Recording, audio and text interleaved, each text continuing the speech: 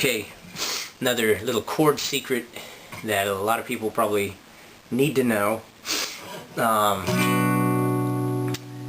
You take a chord like this. I'm going to show you how to alternate back and forth between this chord and the diminished chord that goes with it. And I guess to put a reference to it,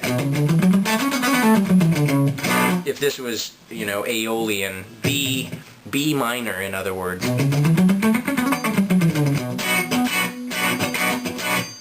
the diminished chord would go here, in other words. But I'm letting go of this and borrowing it so I can add a bass to it. So we got a minor chord, and we're going.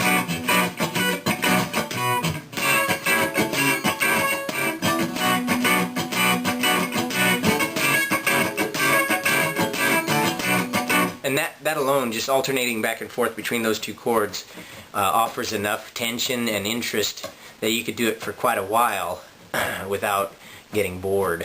At some point you'd want to break the cycle and go to something else, even just a turnaround moment.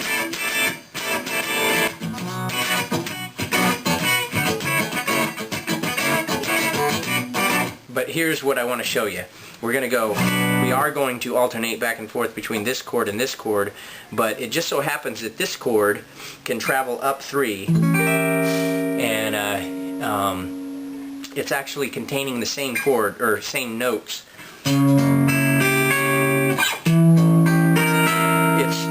If you wrote out the actual notes that are involved in this chord, you know, it would be, I don't know, C sharp, A sharp, you know, E, D, or excuse me, G would be underneath here, and then C sharp again. If you went to this and you mapped out the notes, they'd be the same notes, but just in a different order. That's called a chord inversion. So this note, or this chord, is the same notes, so therefore it's pretty much the same chord as this one. And you can just keep going up, up, up, and it keeps switching the orders of the notes around, but it's the same chord. It's a little thing about diminished that I believe a lot of people don't know, but there are plenty of people who do know this secret. And so, because this can go up 3, up 3, up 3, we're going to use that to take this chord. We're going to play that chord first, that's a B minor, then we're going to play C sharp diminished, and then we're going to go to a different spot where B minor exists, right here. And that's like it looks like what you would have if you played a D minor down here at the near the nut. So here we go again. There, there, there, and then remembering where that diminished was, the next one would be here. So, and then going from this diminished now, let's switch back to B minor. So let me say that. I'm going to actually say what chords they are.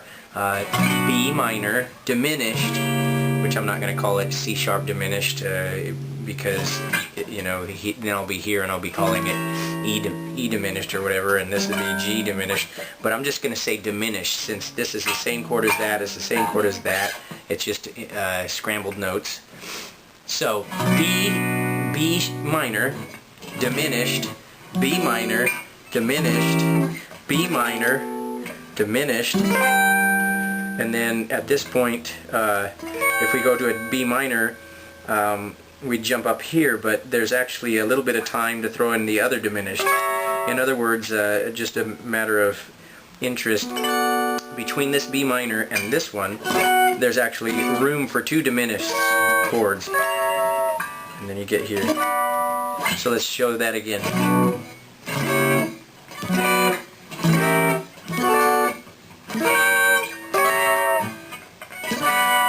Now the reason I switched to this form is because the notes are getting so cramped that once I get into this smaller fret area, it's just easier to let go of that bass. And so you can play something like.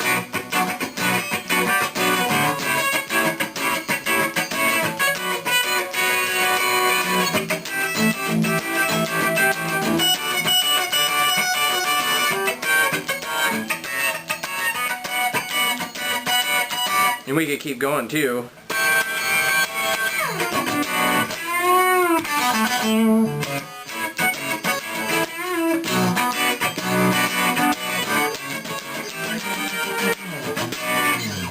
And so, just a little trick that dawned on me one day, and I thought I'd share it with all of you. So I hope you enjoyed that chord secret.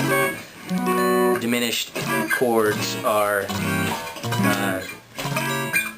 sort of a little-known secret among so many guitarists these days.